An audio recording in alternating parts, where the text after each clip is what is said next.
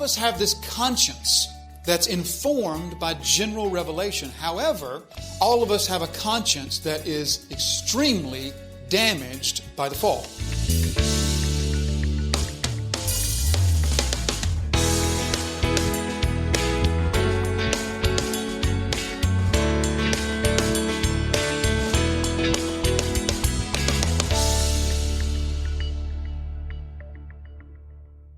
Then the king commanded Ashpenaz, his chief eunuch, to bring some of the people of Israel, both of the royal family and of the nobility, youths without blemish, of good appearance and skillful in all wisdom, endowed with knowledge, understanding, learning, and competent to stand in the king's palace, and to teach them in the literature and the language of the Chaldeans.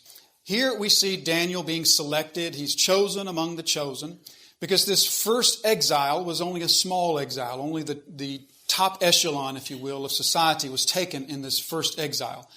Daniel, as we said, we've just read in the passage that he was of the tribe of Judah. The Jewish historian Josephus, we noted last week, indicated that not only was Daniel and his three friends part of the tribe of Judah, but they were also of the kingly family of Zedekiah. Zedekiah is not yet on the throne, but he will be. And Daniel and his three friends, we are told by the historian Josephus, that he was of the royal family. So here we see Daniel's chosen to be taken, and now he's chosen once again. Sort of the cream of the crop. Parallel theme here with Esther. And he's chosen among the exiles to come and enter into this program of training, this 3-year program. The ones who were chosen were the best of the best. They were physically unblemished, and they were the smartest, the most intelligent. They were the quickest of the wits. They were the ones that were chosen of the chosen to enter into this program of training in the language, we're told, the language and the literature of the Chaldeans. So just a few words about that. The Chaldeans, if you've ever wondered what Chaldeans were, sometimes we consider Chaldeans to be synonymous with Babylonians, and it's not quite the case. But the Chaldeans were an ethnic group that were part of the kingdom of Babylon. The Chaldeans come from an area known as Chaldee, which was at the southern region of the Babylonian Empire. They would have been at the very northern tip of the Gulf, of the Persian Gulf. In this area, these Chaldee people, or these Chaldean people, were people that were exceptionally learned, particularly in the fields of astrology, of watching the heavenly bodies and trying to ascertain from the movement of the heavenly bodies things to do with things here on earth.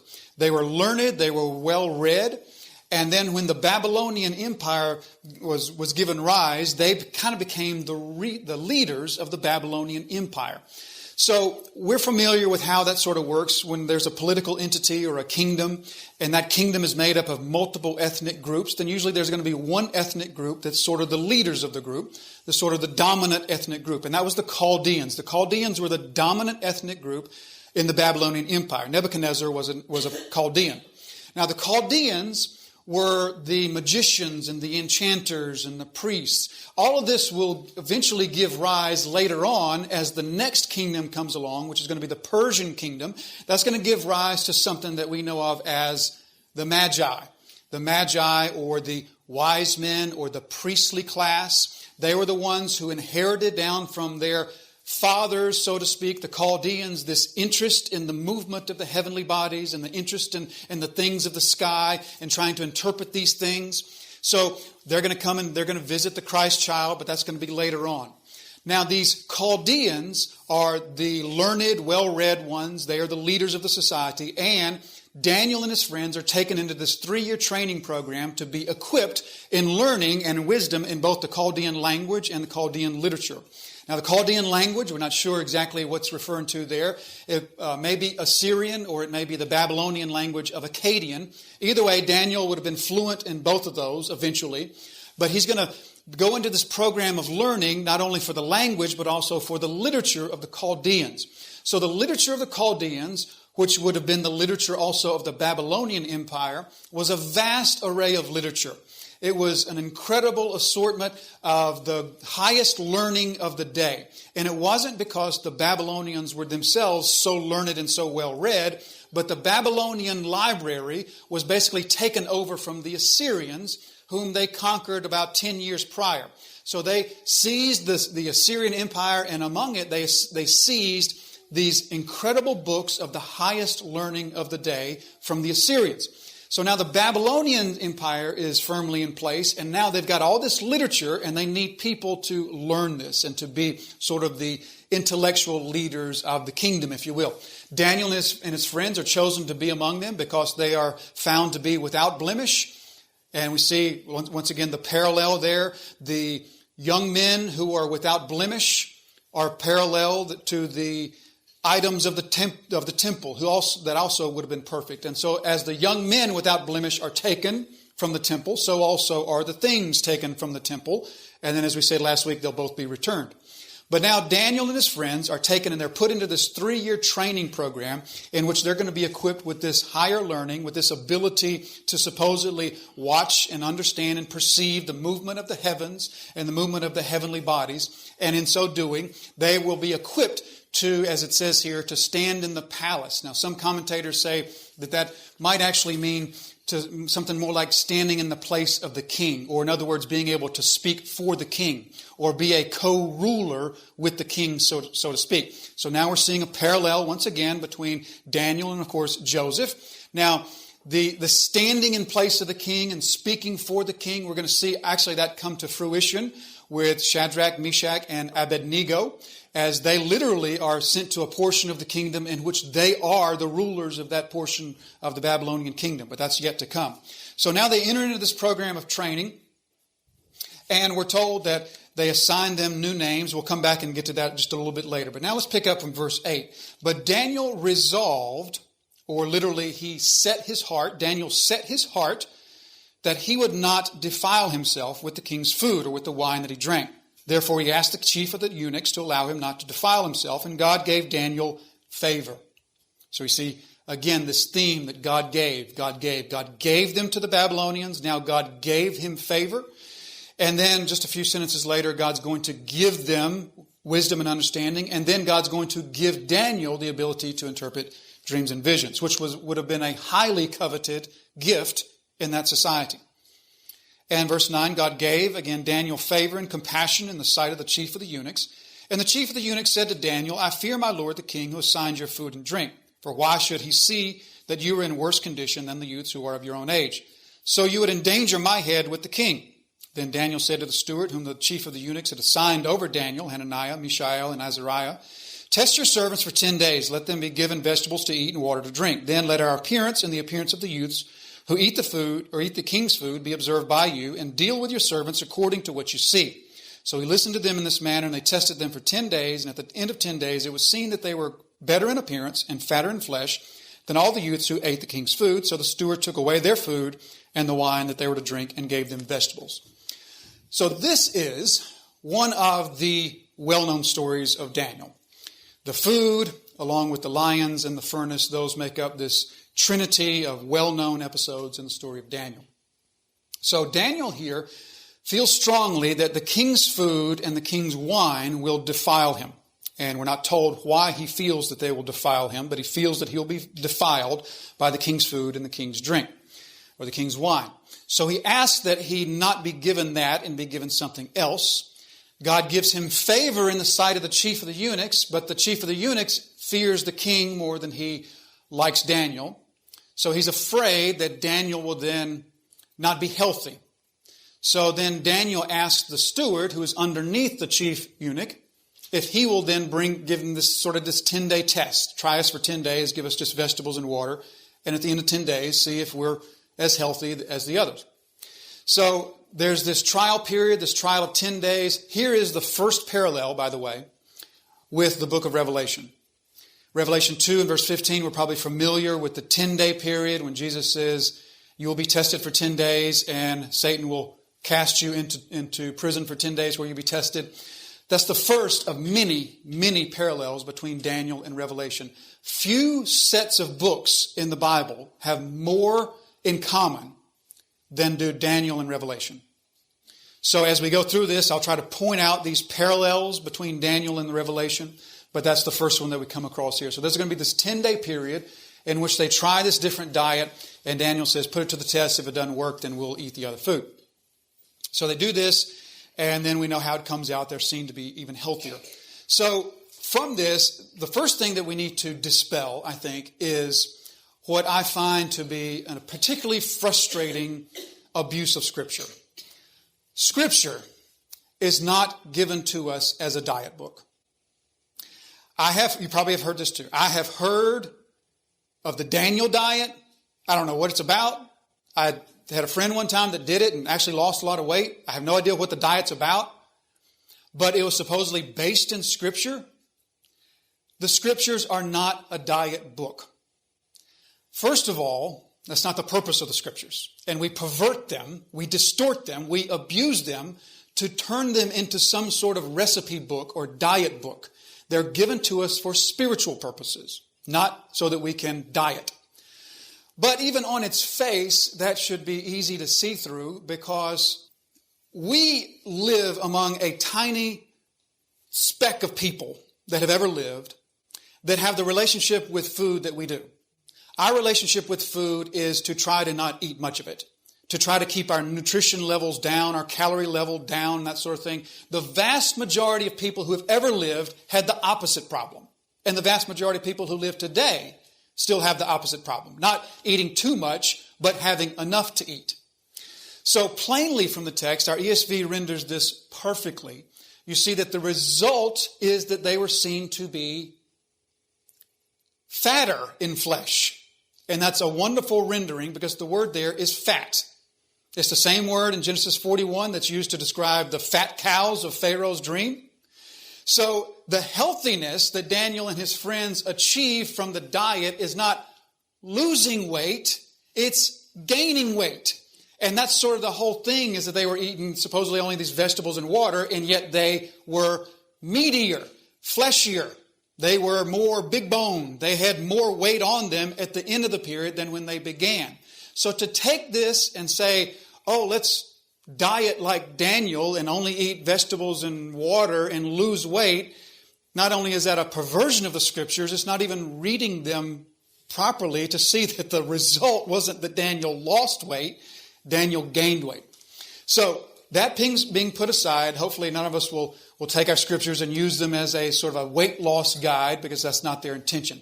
But in any case, we do need to ask and attempt to answer the question regarding the food. And why was it that Daniel felt that eating the king's food and the king's wine, drinking the wine, would defile him?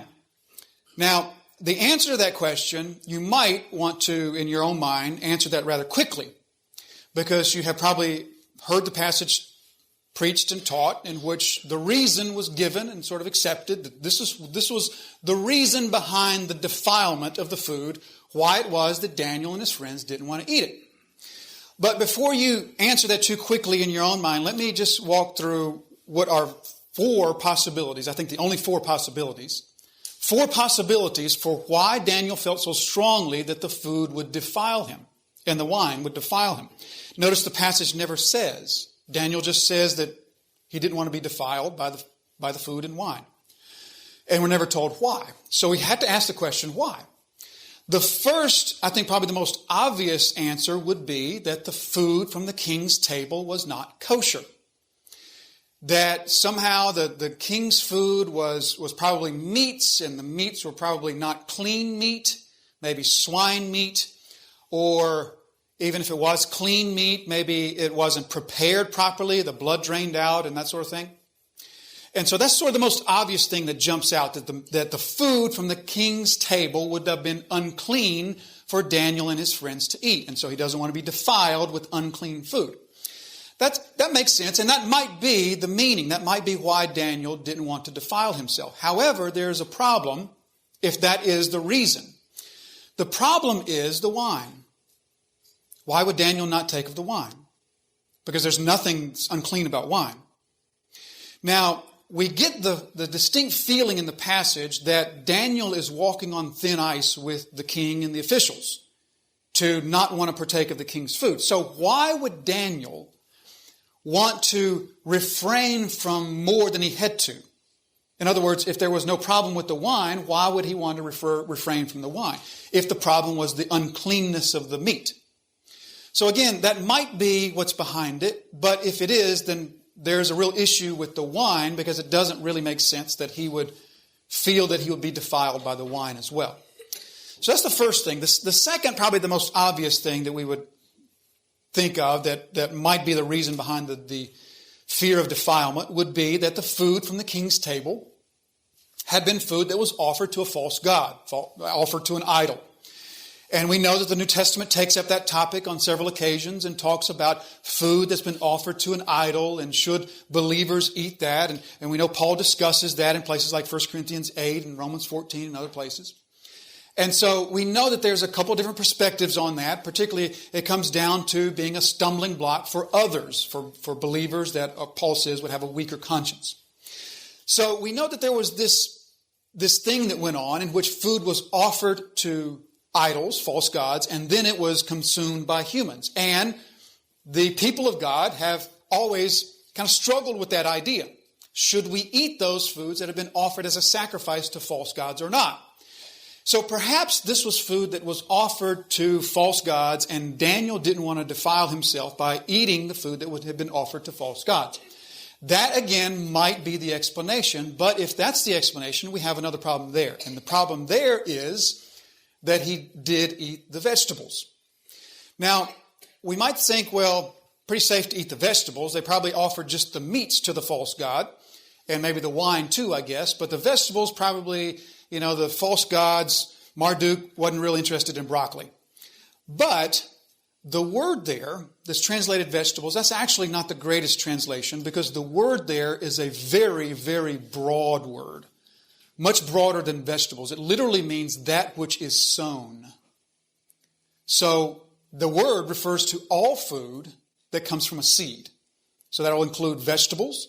It'll include roots. It will include legumes. It'll include fruits. It'll include grains and all the breads that come from grain. So it's actually a very broad word. Now, if Daniel was refusing the king's food and wine because he feared it would be offered to idols, then he still has the same problem in eating the food that comes from the seeds, because we know from our history that we know there was a common practice to not only offer just meats to false gods, but also particularly breads and other foods as well. So if that's the answer, that doesn't really answer everything. So then that's two. First, maybe it's unclean food. Secondly, maybe it's food that's been offered to an idol. Thirdly, maybe Daniel just doesn't feel like he wants to be that obligated to the king. Maybe Daniel feels like that he's just taking too much from this pagan king, and he wants to kind of draw the line somewhere. After all, this is the king that conquered his home city of Jerusalem. Perhaps Daniel's parents were killed in the siege. We don't know. Or perhaps Daniel was torn from his parents. And so perhaps there is this thing between Daniel in which he says, well, okay, we live here, we wear the clothes, we do this, but let me draw the line at eating food from his table. That could be a possibility, but that also would bring just as many problems with it, because for number one, the food that Daniel eventually eats also comes from the king as well. Nothing that Daniel does right now is going to be of his own. So whether he eats the fruits and vegetables and breads, or whether he eats from the king's, it all comes from the king. Secondly, we also know that the story of Daniel is going to show us the picture of a man who has a great affinity with his captors. We're going to see that in multiple occasions in Daniel, where Daniel truly loves his captors. So that wouldn't really answer it all either. So the last possibility, and this might be the possibility that has the most support from the text, the last possibility might be the food from the king's table was the richest food. It was the most luxurious. It was the lavish food. And so Daniel is taking exception to the lavishness of the king's food. He perhaps doesn't feel right eating from the king's table when his brothers are in bondage, and maybe even his kinsmen back home don't have anything to eat at all. And here Daniel's eating this rich, lavish food from the king's table. And perhaps that's why Daniel says, I don't want to be defiled by me eating this lavish type food while others go hungry. There is a little bit perhaps of support from the text from that, because the concern from the chief eunuch and the steward is that Daniel will not then have enough caloric intake. So perhaps there's something there. But then again, that brings up just as much questions and problems as it would answer. So what we end up with is that there is no clear answer as to why Daniel feels so strongly that the food from the king's table and the king's wine will defile him. And so let me offer what I feel like is the best way to understand Daniel's actions here. What we're being given here in the passage of Scripture is a wisdom decision. I feel like that what Daniel is facing is a discernment issue. A discernment issue in which he is led to feel strongly that he and his friends would be defiled by this food and wine, but it's a discernment thing, a wisdom thing. This is a Christian conscience thing. There's no specific chapter and verse that Daniel says, well, that's why this would defile me. Look up Leviticus chapter 12 and verse 7. We don't have that. So I think that there's something about this that Daniel was led in his heart to feel like this would not be wise or helpful or appropriate for me and for my three friends, and so we would be defiled. But that's not the case with others. So here's a couple reasons that I think that's, first of all, we don't have a clear, obvious answer as to why Daniel feels the food and the wine will defile him.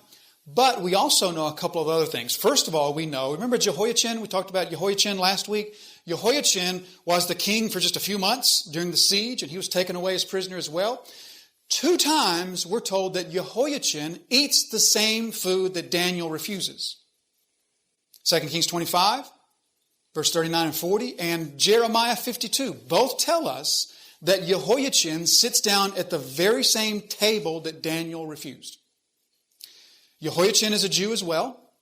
Maybe Jehoiachin was just not as holy and righteous as Daniel. Maybe he was just more willing to go along with it and sin. Maybe so. But the other thing that couples together with that is this. If we looked at Daniel chapter 10, verse 2, in Daniel chapter 10 and verse 2, we're told that Daniel, in Daniel chapter 10, let me say it again. We're not specifically told this, but there's a strong implication that Daniel is now eating the food from the king's table. Chapter 10 and verse 2. In those days, I, Daniel, was mourning for 3 weeks. I ate no delicacies, no meat or wine entered my mouth, nor did I anoint myself at all for the full 3 weeks. So Daniel doesn't specifically say, I was eating the delicacies before, but isn't that a strong implication that he was eating them and then stopped? Okay, so if we put all these things together, then what I come up with is that this is a discernment thing for Daniel. There's something about this, maybe akin to Romans 14, where Paul talks about how there are some people, there's some Christians who think that these days are holy, and other Christians think that those days are not holy, and Paul says that's nothing to fight over. In your heart, be convinced in your heart. Or Paul goes on to say some people eat these foods and other people think those foods aren't to be eaten. But Paul says in your heart be convinced of what you've been led to believe. Or 1 Corinthians 8, the same sort of thing. This is a wisdom issue for Daniel. There is no specific command of God that's saying to him, do not eat that food and drink that wine. Because there's no chapter and there's no verse that says, when you're taken captive by a pagan king and told to eat his table and drink his wine, here's what you do. There's no chapter and verse that says that. So Daniel is going to have to apply discernment, wisdom, and this thing called the Christian conscience. So this is a perfect opportunity for us to pause for just a few minutes and think about the Christian conscience, what it is and why it's so important and how it's coming to bear on Daniel in this story. So what is the Christian conscience? Well, the word Christian there is just an adjective. We could just say, what's the conscience? Because all people, Christian or not, have one. It's part of being created in the image of God. We bear the image of God. And part of bearing his image means that he has created us with this thing called our conscience. Now, what is our conscience? We sometimes know what our conscience does, but what is our conscience? Our conscience is part of us. It's not part of the God who indwells us. It's part of us. God created us with this conscience. And this conscience, you can think of it like a built-in moral compass. A built-in moral compass that is designed to give us an indication of right or wrong. Now, our conscience is set in motion or put into place by the means of revelation. Revelation from God. And so all people are born with a conscience that's informed about what is right and what is wrong from general revelation. General revelation just means you look around, wow, this is an amazing world. There has to be a God that created this. And there has to be a God that made all these things, and He has to be powerful, and He has to be good, and I have to be in submission to Him because He's the Creator. That's general revelation. That's what we learn from general revelation. So all of us have this conscience that's informed by general revelation. However, all of us have a conscience that is extremely damaged by the fall, distorted by the fall. So that compass that was designed to point to true north no longer really points to true north, at least not in many situations. And so then we have this situation in which all people have this conscience, but the conscience doesn't always point them in the right direction. Thank you for listening to today's episode of Truth That Transforms with pastor and Bible teacher Jason Wilkerson. Truth That Transforms is the daily teaching broadcast of Disciples Fellowship Church. We invite you to visit our website, where you will find more resources to help in your journey of discipleship. You can find us at www.disciplesfellowshipnc.com or connect with our Facebook page at Facebook/DisciplesFellowshipNC. Truth That Transforms exists to glorify Jesus Christ through the teaching of His sanctifying and disciple-making Word.